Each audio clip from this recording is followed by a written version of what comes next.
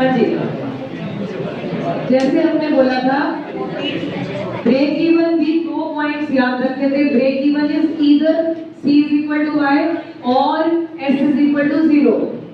Equilibrium is when AD is equal to S or S is equal to I. At both the places there is an equilibrium. कौन मैं ले लूं? Pause कर दो। Aggregate, अब मैं स्टार्ट कर रही हूँ आज इक्विलिब्रियम। इन दोनों में से कोई एक इक्विलिब्रियम का क्वेश्चन पेपर में होना चाहिए, ठीक है। So we are starting with AD and AS approach.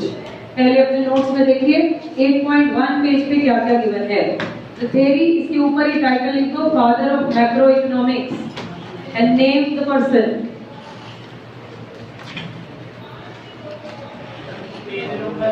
8.1 J.M. Keynes. The theory of income determination. The equilibrium level of national income is determined at the point where AD is equal to AS. ये पूरा जो मैंने derivation किया ये सब इसमें given है। Equilibrium is where AD is equal to AS. हम जानते हैं कि हम 2 सेक्टर मॉडल पढ़ रहे हैं where AD is equal to C plus I. Equation number 2. AS given है C plus S. 1, 2 और 3 को putting together, so we got to know, नीचे लिखा है लास्ट लाइन में 2 अप्रोचेस हैं इक्विलिब्रियम को जानने की, ADAS के बराबर एंड SI के इक्वल, ठीक है। Turn the page on the other side. 8.2 given as ADAS approach. Now let's understand this approach with the help of a schedule and a diagram. It's a very general approach, कोई इतना बहुत difficult task नहीं। पहले y के numbers बता दीजिए मुझे।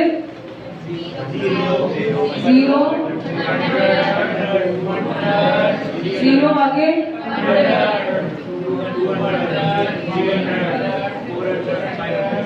C 40।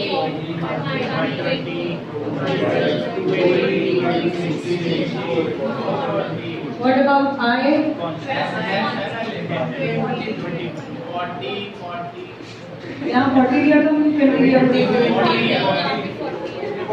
बस फिर 40 लेना पड़ेगा। पीछे भी 40 कर देंगे क्योंकि नंबर्स मैच नहीं होंगे otherwise. So we are changing this to 40। अब मुझे S भी चाहिए। क्या हो गया? S कितना है? -40। AD will be C plus and AS will be number बता दो क्या क्या आएंगे?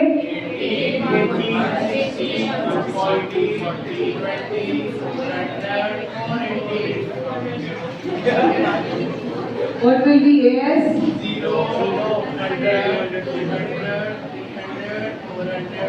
क्योंकि AS is equal to national income, इसलिए ज्यादा कैलकुलेशन की जरूरत नहीं पड़ेगी।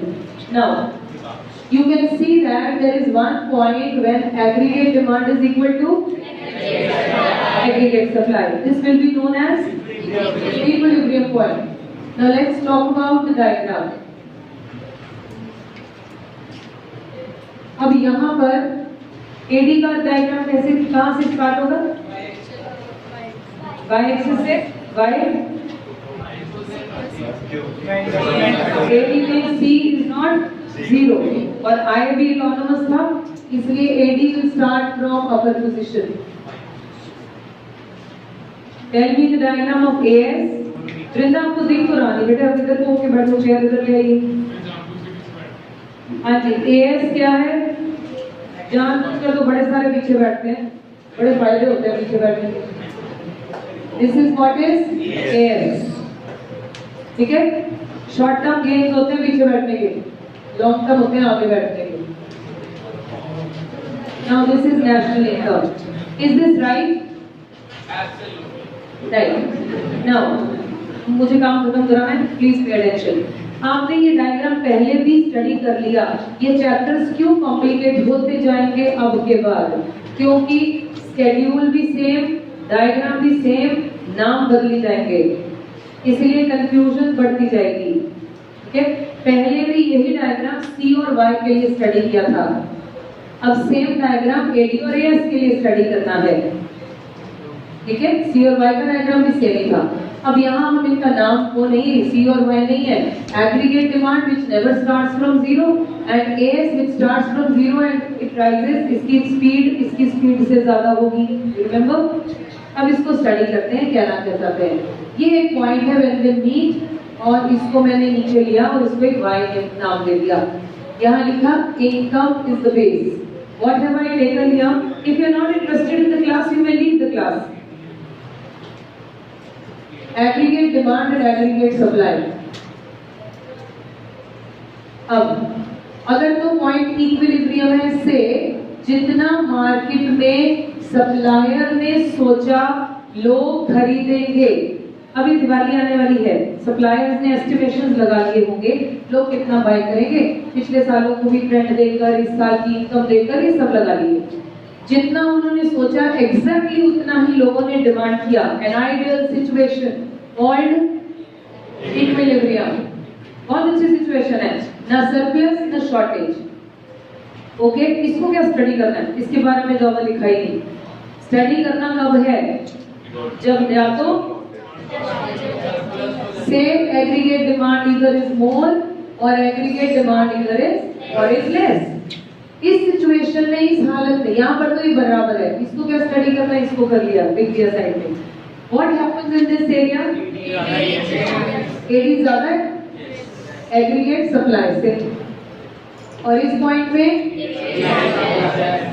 AD is less than AS। So let's talk about aggregate demand is more than aggregate supply, right? अब सप्लायर ने जो सोचा दिवाली पे बिकना चाहिए, लोग उससे ज्यादा स्पीड से खरीद रहे हैं। What am I trying to say? The demand is increased than what the suppliers were thinking. ऐसी सिचुएशन में मार्केट में क्या हो जाएगा, शॉर्टेज। किस चीज की, गुड्स की। हम इसे लिखेंगे, सबसे पहला इफेक्ट जो आएगा वो किस पे होगा, इन्वेंट्रीज पे। सप्लायर ने प्रोडक्शन किस हिसाब से किया, और हर सप्लायर एक इन्वेंट्री मेंटेन करता है। What do I mean by inventory, stock maintain करता है। Why do they maintain stock, ताकि flow of supply should not be interrupted. ठीक है, उसको स्मूथ सप्लाई के लिए वो कुछ स्टॉक मेंटेन करता है, जिसे आप क्या बोलते हो, इन्वेंट्री। अब जैसे ही उसका सामान उसकी सोच से ज्यादा स्पीड से बिक रहा है, उसकी इन्वेंट्री पे कुछ इफेक्ट आएगा, वो इन्वेंट्री रिलीज करेगा। Am I right? इन्वेंट्री से सामान भेजेगा फटाफट से, तो inventory will fall. Am I right? Okay, अब इन्वेंट्री मेंटेन करनी है, और आप आशीष इन्वेंट्री मेंटेन करनी है तो प्रोडक्शन करनी पड़ेगी, क्योंकि लोग मांग रहे हैं। सो production will, you need to start production, production needs to increase. Short run में डिसाइड किया है production can only be increase by employing more variable factor. आपको इमीडिएटली डिसीजन लेना पड़ा है, भाई लोग तो बड़ी स्पीड से खरीद रहे हैं, मेरी इन्वेंट्री में से सामान चला गया, लेट्स मेंटेन, प्रोडक्शन शुरू करो। प्रोडक्शन शुरू करने के लिए शॉर्ट रन में, हम सारा कुछ शॉर्ट रन में बढ़ रहे हैं, एम्प्लॉयमेंट बढ़ जाएगी। एम्प्लॉयमेंट बढ़ने से नेशनल इनकम पे क्या इफेक्ट होगा, वो भी बढ़ जाएगी। ठीक है, इट मीन्स से if I am somewhere here, क्योंकि इस एरिया में है ना हम इक्विलिब्रियम से पहले, से व्हाई नॉट। ठीक है, now in this case what happens is people are buying at a faster rate than suppliers are supplying. Clear? So because people are buying at a faster rate, inventory is going to fall. When there will be a fall in inventory, production needs to increase. बस इतना ही answer है। Production बढ़ाने के लिए short run में आपको लोगों को एम्प्लॉय करना पड़ेगा। लोगों को एम्प्लॉयमेंट मिलना, जॉब मिलना, यानी नेशनल इनकम का इंक्रीज होना। कैसे, यहाँ से क्या बढ़ेगा। अब यहाँ तीन चीजें ले रहे हैं हम, देखिए ध्यान से, income, output, employment. You remember पिछला चैप्टर में आपने एक लाइन छोड़ी थी, बोला था ये बाद में समझ आएगा जब अगला चैप्टर समझेंगे। अब देखिए क्या बढ़ेगा।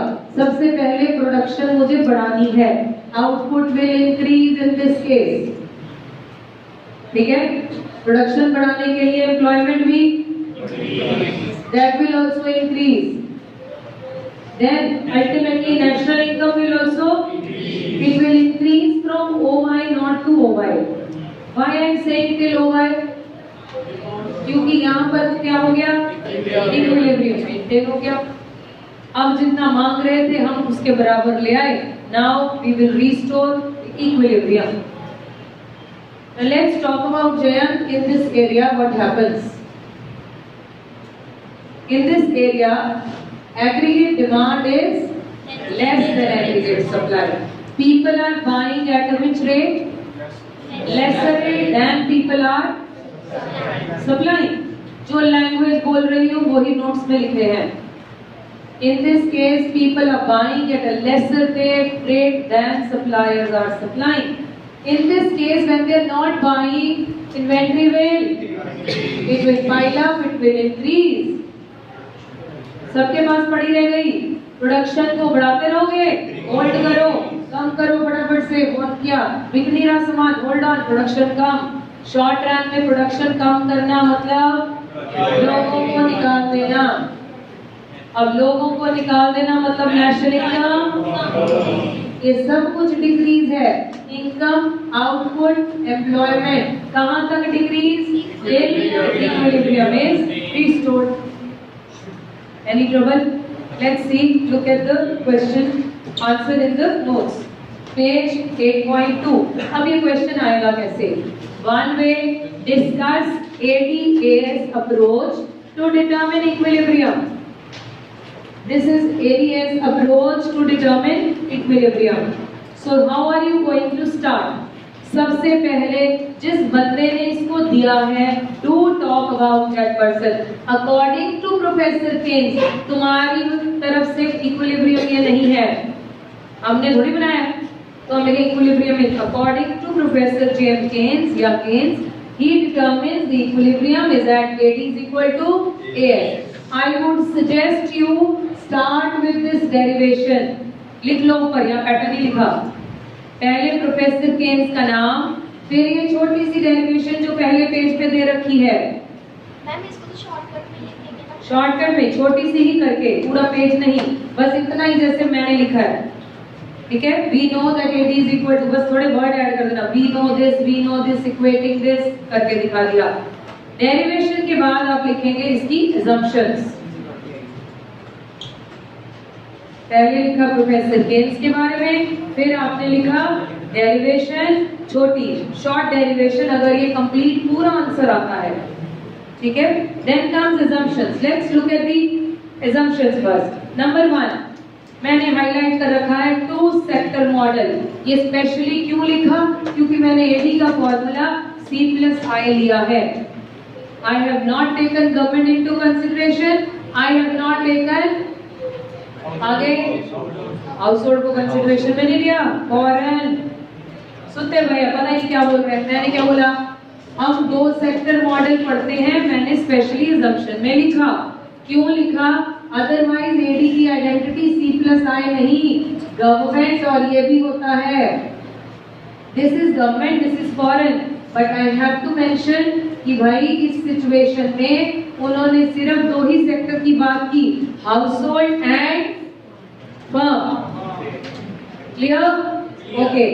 सेकेंड वन, इसमें आपने आई कैसा अज्यूम किया? Autonomous. So I have written we have assumed autonomous investment which is done by whom? Government. What is the motive of the government? Public welfare. ये जो इकोनॉमिक इन्वेस्टमेंट है ये किस चीज पर डिपेंड करती है? Socio economic conditions of the country. Third point, price level is assumed to remain constant. इसका मतलब मार्केट में इस सारे सिचुएशन में हमने अदर फैक्टर्स को कांस्टेंट समझा है.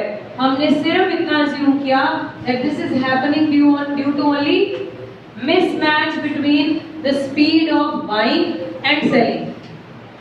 इसमें कोई इन्फ्लेशन का इफेक्ट नहीं, इसमें कोई और फैक्टर ने इफेक्ट नहीं किया, इसलिए बोल दिया price is assumed to be constant.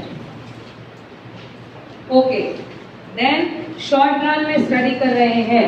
These are the four assumptions which you are going to list down. What are those? Number 1, two-sector model. Number 2, autonomous investment. Number 3, price assumed to be constant. Number 4, short run. Schedule अगर देखें तो वही वाला है, हमें याद हो गया है. Let's reach to the diagram. Diagram देखिए आपने. इसके नीचे मैंने पहले इक्विलिब्रियम कंडीशन एक्सप्लेन की. AD is equal to AS 8.3. In the situation, buyers are planning to buy the same quantity which producers are planning to supply. Equilibrium level is determined at a point where AD is equal to AS, that is point E shown in the diagram. OY कहाँ से आया? यहाँ से, origin से. OY is the level of income and there is derivation from income level. Interaction between AD and AS will bring it back. क्या मतलब इस line का? बोलते हैं ये पॉइंट इक्विलिब्रियम है. अगर इस पॉइंट से जरा सा भी हम डेविएट होते हैं मिस्टर जयन, अगर हम OY से जरा सा भी डेविएट हो या पहले या बाद में, ADAS अपने आप उसे कहां ले आता है? Means आपके certain actions will bring it back to, that is what is written here. ठीक है, तो इसे अपने आप हम कहां स्टेबल कर लेते हैं? इक्विलिब्रियम पर. अब आ गया aggregate demand is more than aggregate supply. In this situation, buyers are planning to buy more goods and services than producers are planning to supply. ठीक लिखा है? पहले ये बोला हमने, producers keep a certain stock of goods called, पहले बताया भाई इन्वेंट्री होती क्या है. फिर लिखा when aggregate demand is more than aggregate supply, it means that buyers are buying, underline, faster than sellers are supplying. कर दो expecting की बजाय, sellers are supplying faster than sellers are supplying. In this situation, inventory starts falling and come below the desired level. What was the desired level? OY. Where it reached? OY not. ठीक है? Okay. To bring back the inventory to the desired level, इसका मतलब words ध्यान से सुने. ये desired level है, ये actual level है. पेपर में क्वेश्चन सीधा ADS ना लिख के आएगा. What happens when the actual level is falls short of the desired level? मेरी बात हुई क्लियर सबको? What happens when actual level falls short of desired level? तो आपसे वो कौन सी सिचुएशन मांग रहे हैं? AD is more than AS. Got it? Okay. Further, to bring back the inventory at the desired level, producers, underline, expand production. To expand production, more people will be underline, more people employed. This raises the income level, which keeps on rising till the aggregate demand and aggregate supply becomes equal. This brings the economy back to the जो दूसरा opposite part है, that you are going to write on your own.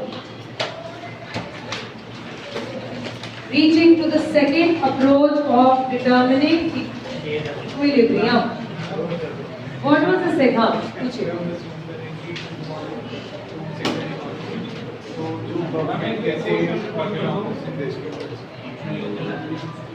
Government कैसे कर सकती है? अभी आएगा ना, ऐसा अप्रोच में आएगी ना, आएगी. अभी तो आएगी नहीं यहाँ. अभी तो वो आए इसमें हिडन है, which is not shown here. ठीक है, अब आएगी. आए PSPI is different from ADS. Answer is same. ठीक है, मैं लाती हूँ वहाँ पे. और बताइए, और कोई सवाल? हाँ, इसमें सप्लाइंग लिखा है, एक्सपेक्टिंग की बजाय सप्लाइंग. हाँ जी, कौन सा? What happens when desired actual क्या था actual level falls short of desired level.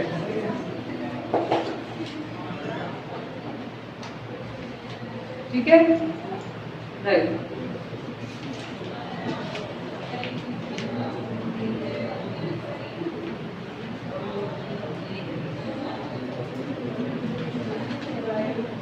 Now we are going to talk about the second situation.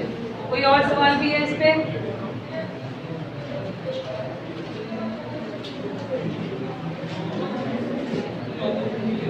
हाँ जी.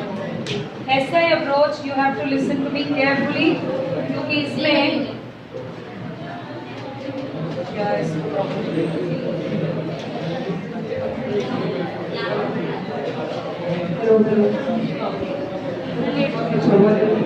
हाँ जी बेटा, SI अप्रोच जब आपसे मांगी जाए, मैंने ना कल या परसों BRS नगर वाले बच्चों को एक शेखी मार दी, अपनी नजर लगी. मैंने उनको बोला जितना तुम परेशान करके पढ़ा दो, मैं बहुत परेशान होती हूँ. अब 20-25-30 बच्चे हैं, पढ़ाना मुश्किल ही हो जाता है. इतना डिफिकल्ट है क्योंकि they don't know what do they have to do in their life, most of them. मैंने कहा आप मेरे पास ऋषिनगर आके देखो, कितना मजा आता है ना पढ़ा के. क्योंकि जब आप होल्ड ऑन, पूरी बात खत्म नहीं हुई. ऐसे जब आप पढ़ा रहे होते हो यू फील सो गुड क्योंकि आप सारा ध्यान आपके ऊपर होता है. I think I am mistaken. I think I am.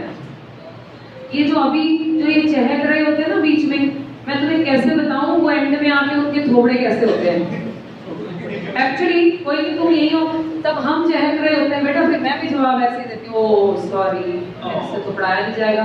तो साउंड रिकॉर्डिंग है बेटा करती मेरे पास, एंड आई ट्रस्ट यू. यही होता है.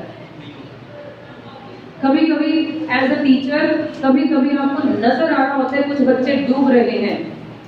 डूब रहे समझते हैं, डूब रहे हैं, but you feel so helpless for them.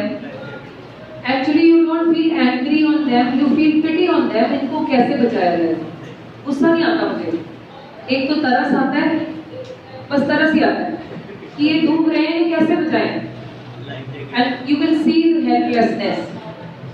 कुछ मैनर्स कैरी करने बड़े इंपॉर्टेंट है जिंदगी में. वैसे तो वो घर से आते हैं, वो टीचर्स की ड्यूटी नहीं है समझाना.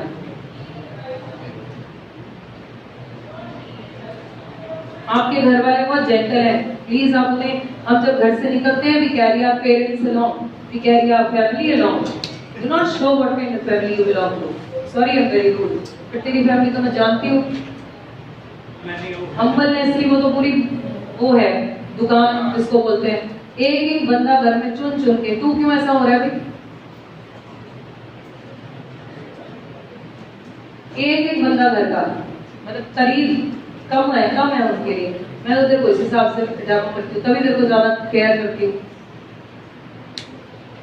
Now ADS and SI approach. अब याद रखें SI अप्रोच जब बनानी है, remember first thing, SI approach में ADS का डायग्राम भी साथ ही बनेगा. और अगर अकेली ADS अप्रोच आए तो उसका अकेला डायग्राम इज सफिशिएंट.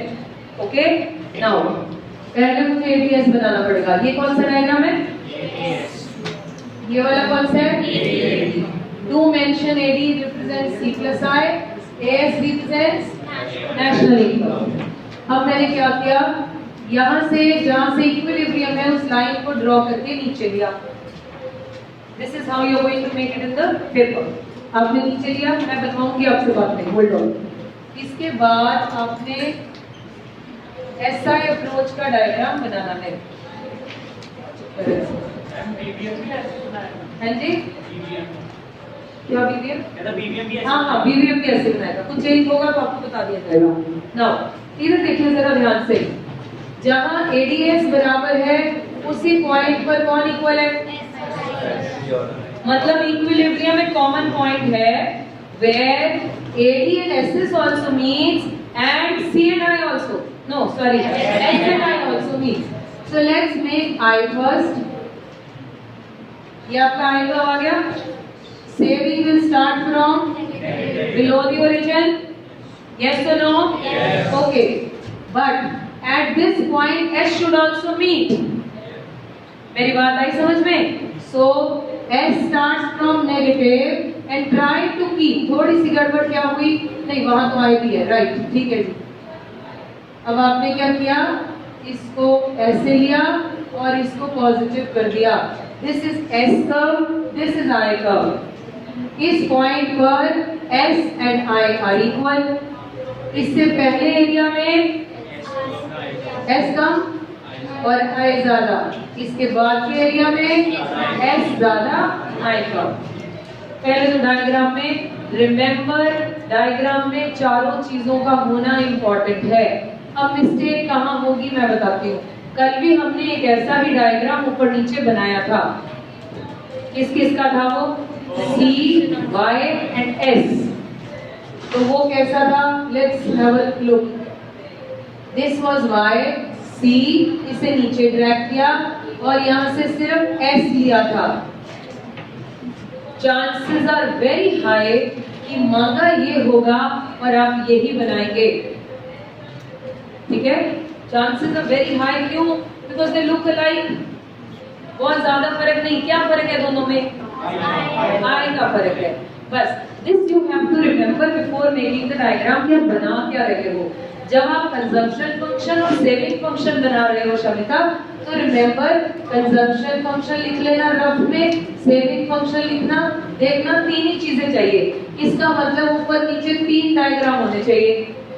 देसी तरीका, जब आप बना रहे हो PSPI, रिमेंबर आप ADS भी दिखा रहे हो और SI भी दिखा रहे हो।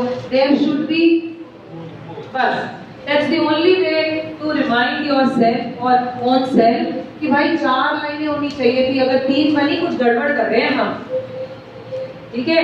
अब तुम क्या करोगे? जल्दबाजी में इसमें एक I खींच दोगे। बट इक्विलिब्रियम तो सेम पॉइंट में चाहिए था, तो हो गई गड़बड़। मेरी बात सब तक पहुंच गई? प्रथम तुम्हारे तक पहुंची? क्या बोला मैंने? सो इट मींस इसको दोबारा से बनाना is suggested.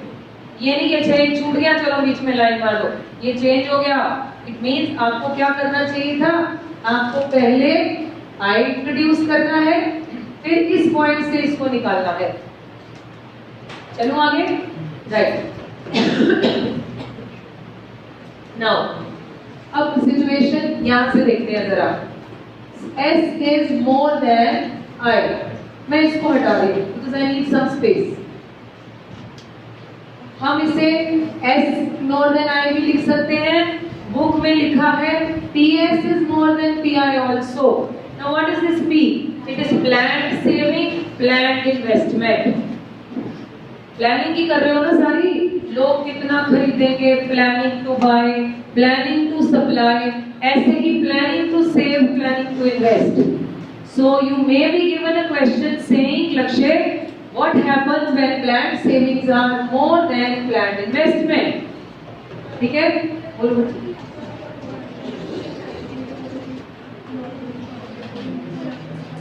Vector to vector की नॉर्मलिटी है।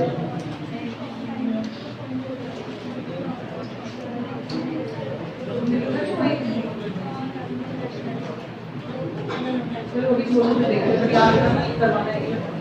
हाँ जी, क्या लिख रहे थे? PS is more than PI। बात समझ आई?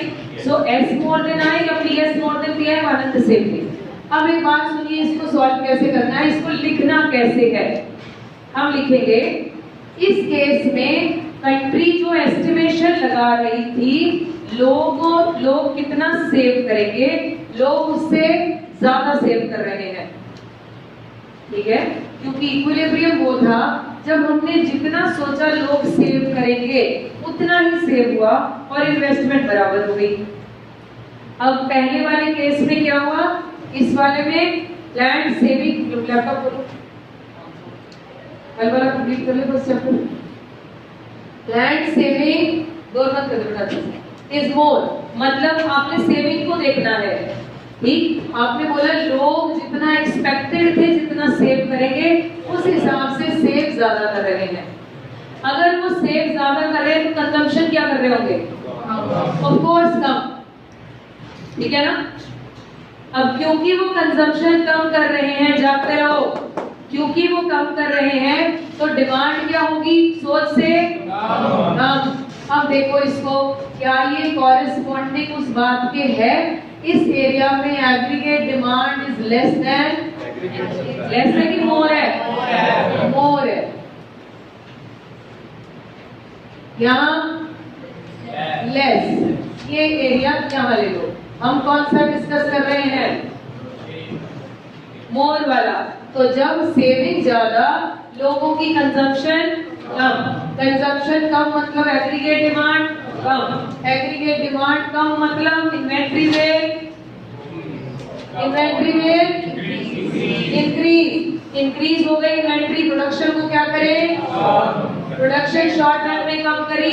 एम्प्लॉयमेंट भी ऑल्सो, नेशनल इनकम कहां से कहां, यहां से वापस, इधर से इधर, तो वापस इक्विलिब्रियम इज रिस्टोर्ड। यानी अगर आपने पहले वाला पार्ट ही लर्न कर लिया तो ये 4 पार्ट याद हो गए। 4 में से अगर आपने इतना भी याद कर लिया, AD मोर देन AS, इसका ऑपोजिट क्या है? Less than AS। PS PI में एक लाइन एक्स्ट्रा चल रही है, लोग सेव कितना कर रहे हैं। अगर तो वो सेव सोच से, अब इस सिचुएशन में बताओ जरा मुझे, PS लेस देन PI, लोग सोच से सेव कम कर रहे हैं कि ज्यादा? कम। एरो इज लेस, सोच से कम। अगर वो सेव कम कर रहे हैं तो कंजम्पशन, तो एग्रीगेट डिमांड ज्यादा, यानी inventory, production, employment, national income. अब पूछो अपना सवाल। आती हूँ मैं। अभी इन्वेस्टमेंट का कोई रोल डिस्कस नहीं किया, सिर्फ सेविंग का किया।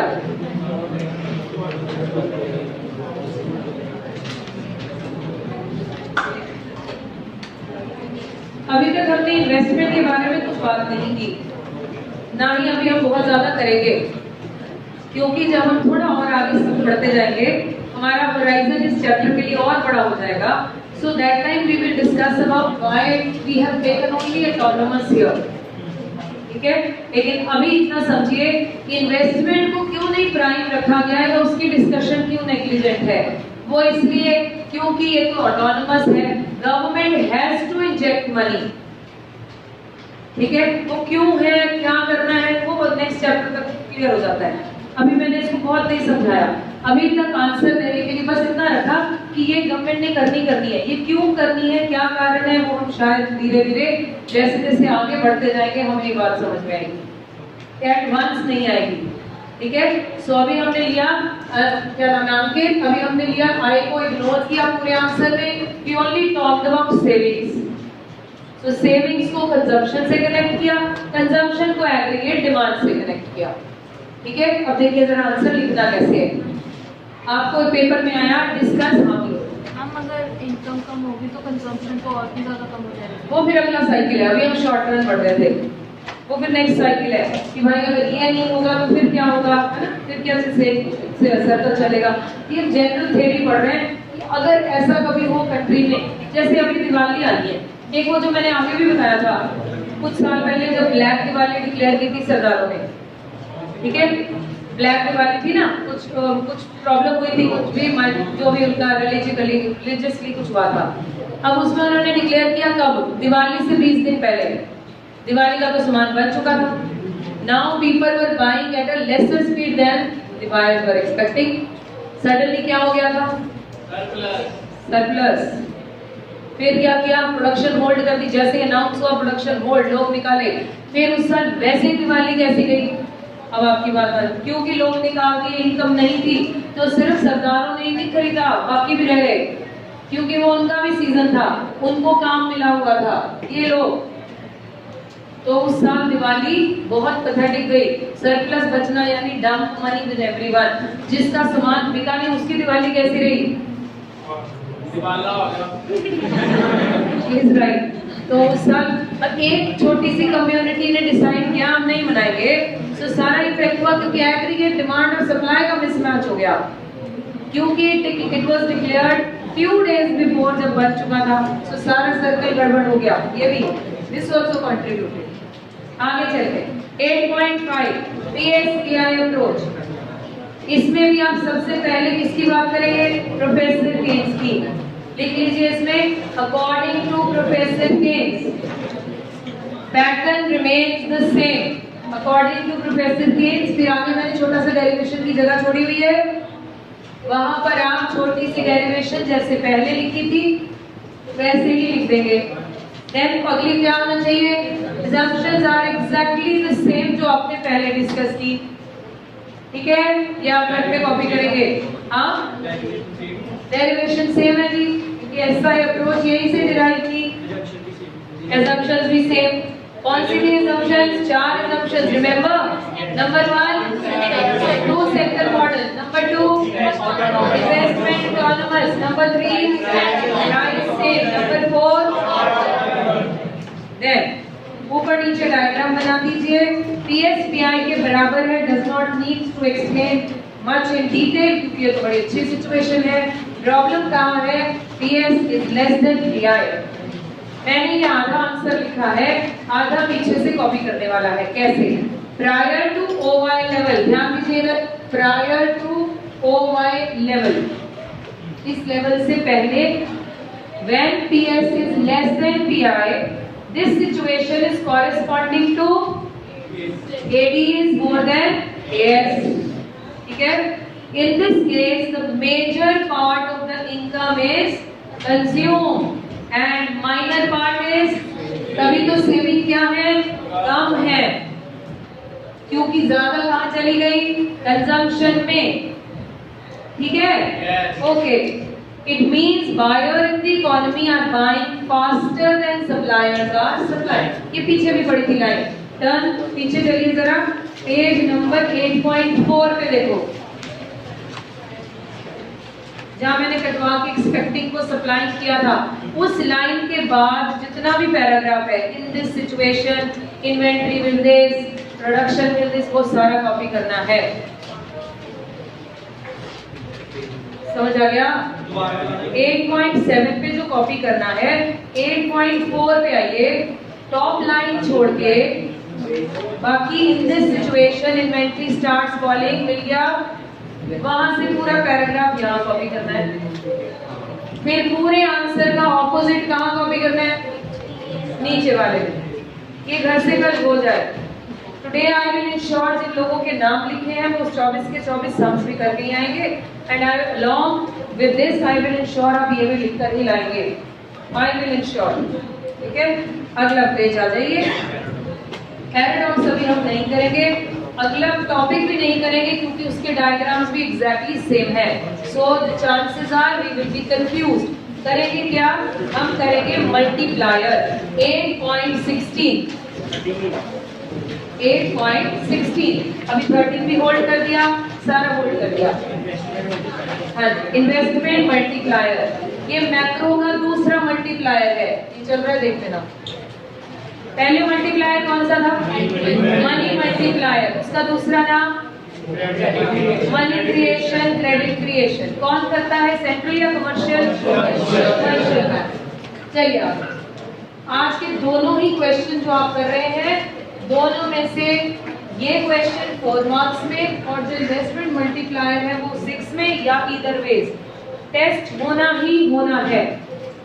मल्टीप्लायर के केस में दोनों मल्टीप्लायर में से एक आएगा, या मनी मल्टीप्लायर या इन्वेस्टमेंट मल्टीप्लायर आएगा जरूर। ठीक है? Okay,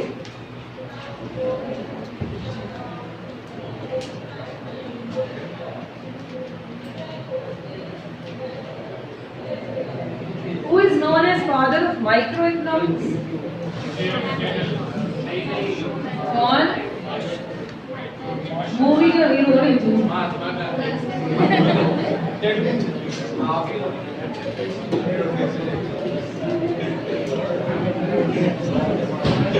Adam Smith.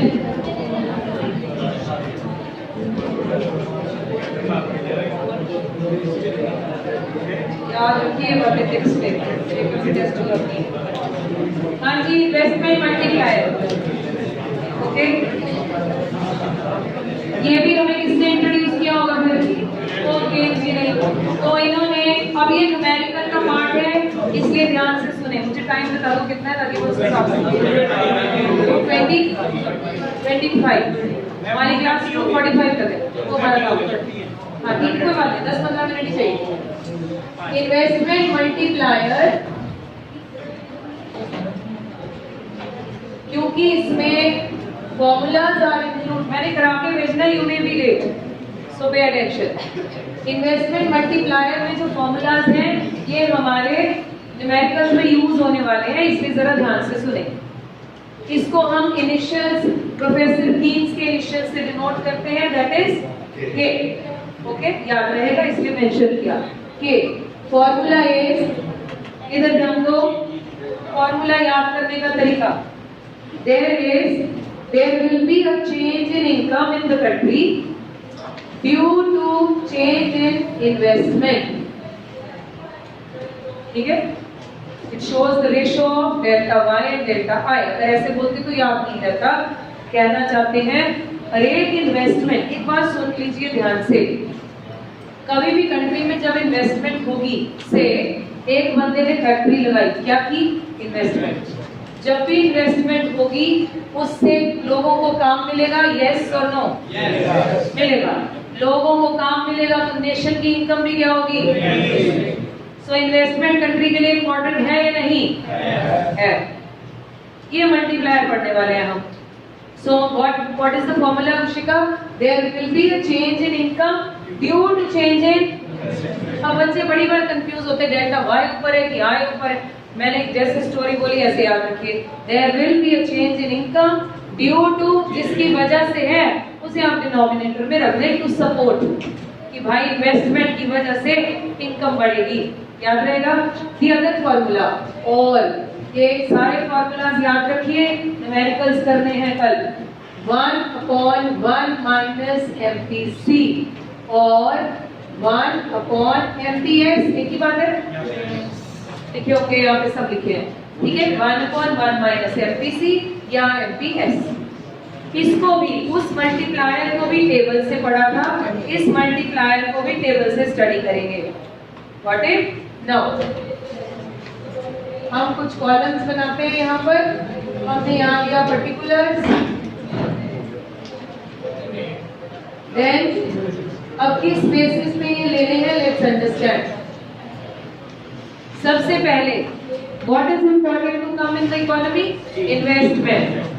इन्वेस्टमेंट की वजह से इनकम चेंज होने वाली है, तो इम्पोर्टेंट क्या है? इन्वेस्टमेंट। तो सबसे पहले इन्वेस्टमेंट, वो भी चेंज इन्वेस्टमेंट, क्योंकि हर एक बार जब भी कोई नई इन्वेस्टमेंट आती है, that is change of investment.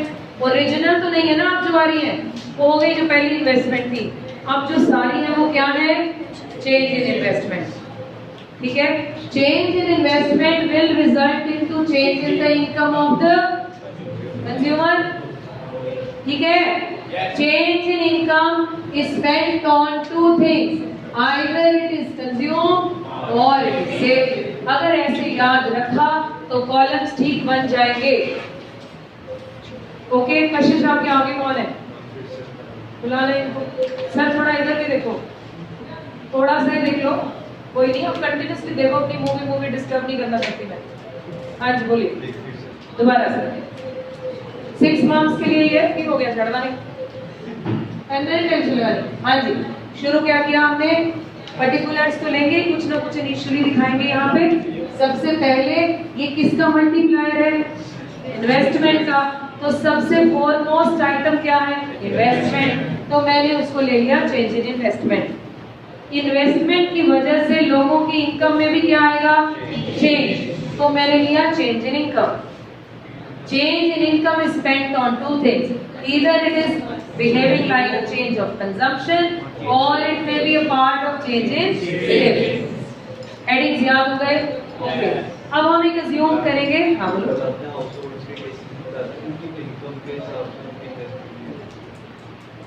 House hold तो इन्वेस्ट करता ही, इन्वेस्टमेंट तो फर्म्स करते हैं। हाँ, प्रॉफिट मोटिव होता है उनका। हाँ जी, या वाइस वर्सा, जैसे इन्वेस्टमेंट बढ़ाएंगे इनकम भी बढ़ जाएगी। एनीवेज और वहां पर तो हम सिर्फ प्राइवेट सेक्टर की बात कर रहे थे, यहाँ कंट्री की, नेशन की इनकम की बात कर रहे हैं। This is increase in national income due to change in investment in the country.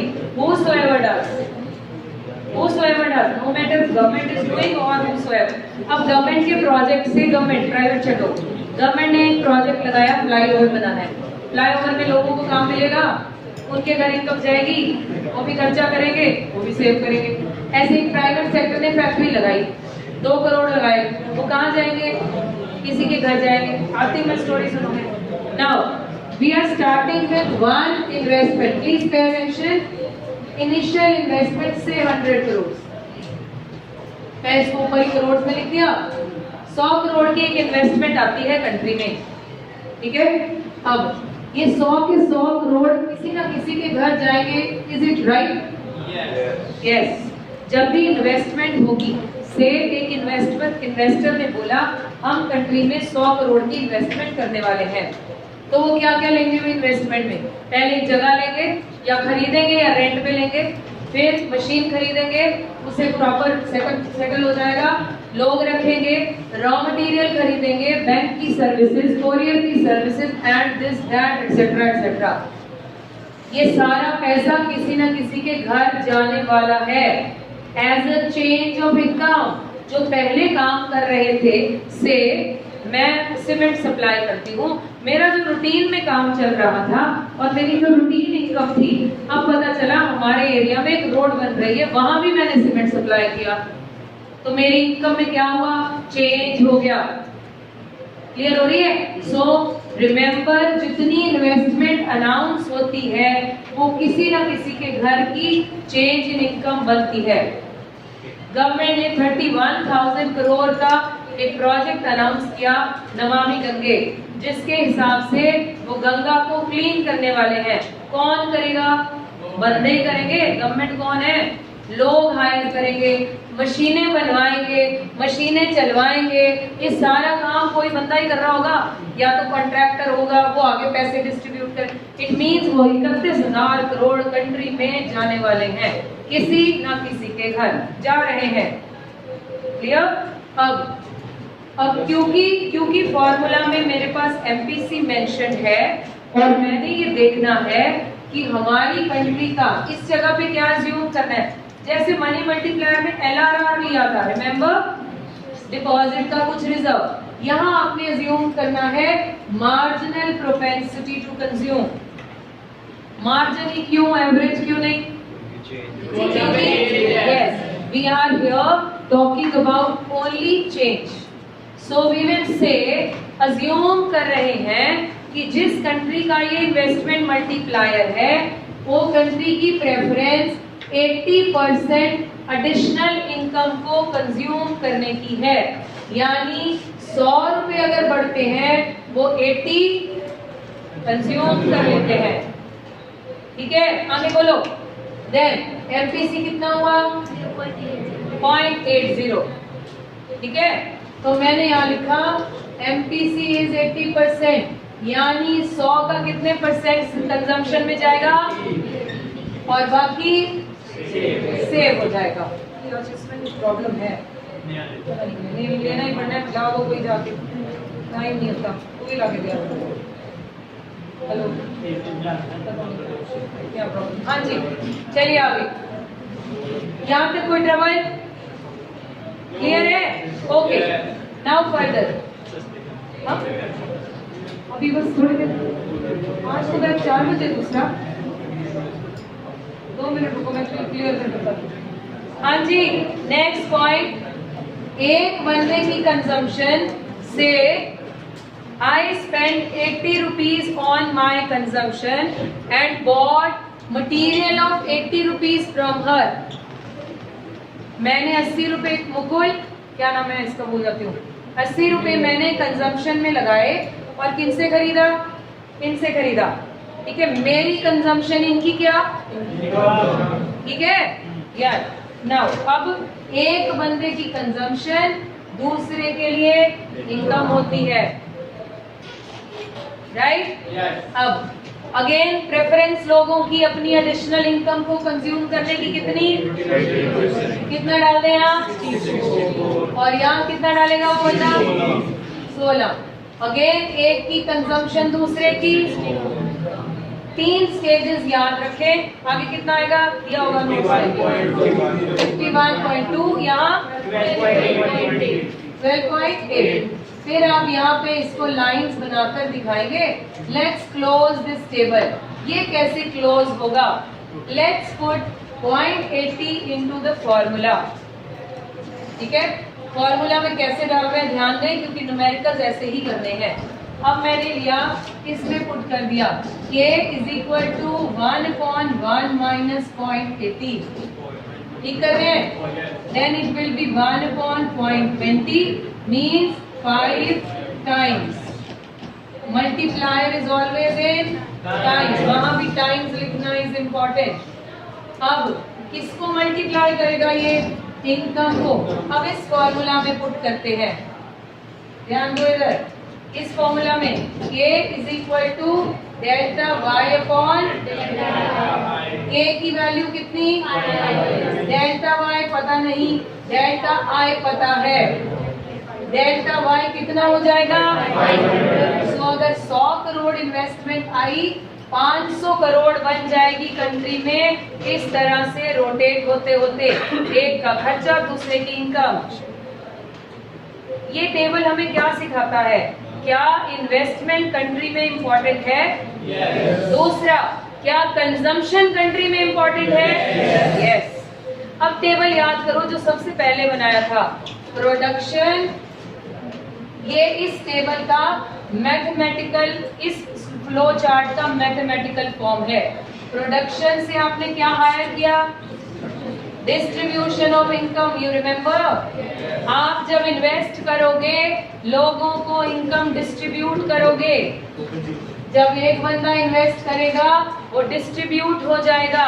जब वो डिस्ट्रीब्यूट होगा, people will, when they will consume, वो किसी दूसरे के लिए इनकम होगी and the cycle will be on. Yes. फिर जब हम कैलकुलेट करेंगे तो उसमें क्या कंसीडर करेंगे? नेशनल इनकम, ये चेंज इन इनकम है, कंट्री की चेंज इन इनकम निकाल रहे हैं। तो अगर एक 100 करोड़ की इन्वेस्टमेंट कंट्री में आए तो 500 करोड़ बन जाती है। और कंजम्पशन में कितना जाता है? बोलो, अभी खत्म नहीं हुआ। कंजम्पशन में 80% कितना? और यहाँ अब देखो ध्यान से एक बात, सेविंग्स बचा हुआ, सेविंग में गया 500 करोड़ में से 400 यहाँ गया तो 100 यहाँ चला गया। Now this table comes to an end जब जितनी इन्वेस्टमेंट आती है बैंक के पास उतनी ही सेविंग पहुंच जाती है। इसीलिए equilibrium is a point when S is equal to हाँ, मैं तो इसको कोरिलेट कर रही हूँ, अभी इस पे जाएगी रही ये और आगे चला जाता। दिमाग तो इतना लेके पैदा है ना, चलाना ही बस पंगा रही है। इसको होल्ड कर दिया। S और I जब बराबर हो जाए सेविंग्स के, मतलब जितनी इन्वेस्टमेंट आई उतनी ही चेंज इन S मिल जाए तो समझो ये टेबल एंड हो गया। क्लियर? श्योर? बशर्ते ये सेविंग कहाँ रखी जाए? Bank.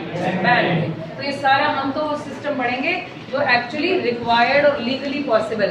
Therefore your notes quickly, I am not going to read, I tell you how are you going to place. इसमें कुछ शफलिंग हो रखी है, उसे सीक्वेंस लगा लो, कैसे कैसे लिखना है। स्टेप 1 2 3 को मार्क करो। Page 8.16, page 8.16 investment multiplier. सबसे पहले आप देंगे मीनिंग, ठीक है, ये फर्स्ट हो गया। सेकंड लिखा है शायद यहाँ सीक्वेंस, अच्छा वो हाँ ये किसी दूसरे बच्चे की थी ना इसलिए, ठीक है जी। सेकंड देंगे assumptions, वही assumptions है जी सारी, ठीक है। 2 sector, autonomous, price constant, consumption equation is linear, C bar plus B bar. Third number पे आप बनाओगे टेबल, उस पे 3 नंबर लिखा है सर्कल करके। थर्ड नंबर पे टेबल, टेबल का मतलब पूरा पेज कंप्लीट एक्सप्लेनेशन के साथ। और फोर्थ नंबर पे वर्किंग्स। वर्किंग्स क्या है? English explanation of the table. Last में एक लाइन लिखी है वो 8.17 में वर्किंग्स पर, please refer last paragraph. In this way, national income goes on increasing in round after round, but the increase in each round is restricted to 80%. Last line, it is important to note, underline, third last line, it is important to note that when initial increase in investment becomes equal to increase in savings, income is spelling E missing है शायद, income stop rising. आपको मिली last line Janvi? नहीं।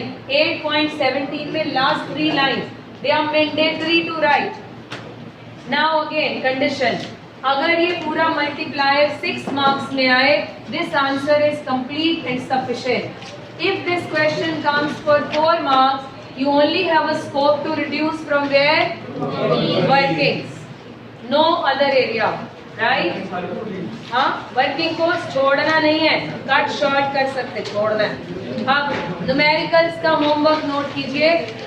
एक homework, वो जो pages खाली हैं वो भर के लाने हैं। दूसरा, ये फॉर्मूला है, इस बेसिस पर ये कुछ क्वेश्चन सॉल्व होंगे जो बड़े ही जनरल हैं, you don't need my help. Till 17 number, ऐसी बेटा 1 से 17 पेज तक कुछ लर्निंग नहीं दे रही अभी मैं। क्या हो गया? 1 से 17 तक question you are suppose to do, 1 to 17। जब तक मेरी अटेंडेंस पूरी नहीं होगी, no one will get up। इसको बंद करो।